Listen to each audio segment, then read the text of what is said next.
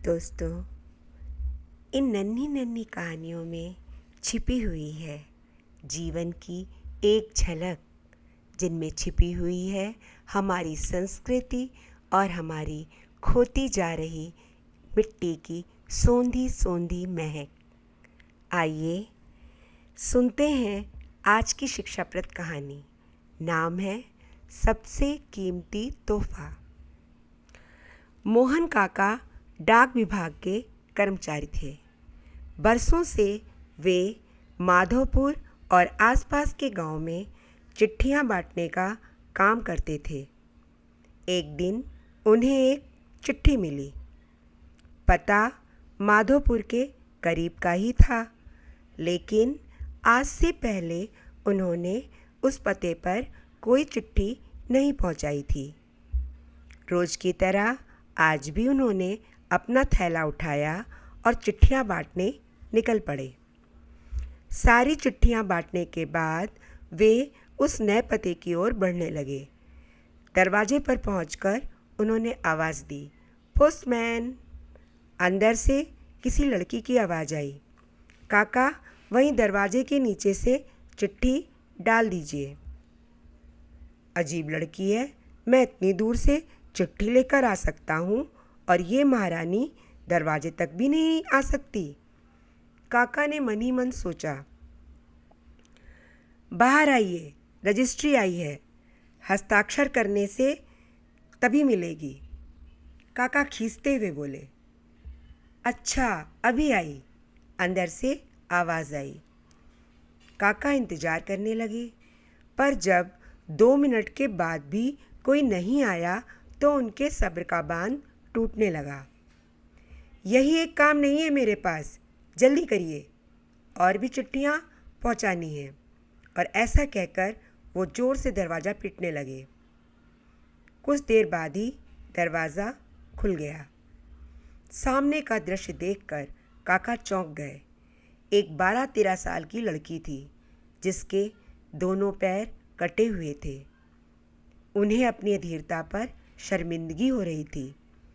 लड़की बोली, क्षमा कीजिएगा, मैंने आने में देर लगा दी।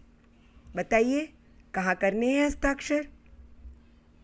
काका ने हस्ताक्षर करवाए और वहाँ से चले गए। इस घटना के 8-10 दिन बाद काका को फिर से उसी पते की एक चिट्ठी मिली। इस बार भी वे चिट्ठियाँ पहुँचाने के बाद उस घर के सामने पहुँचे।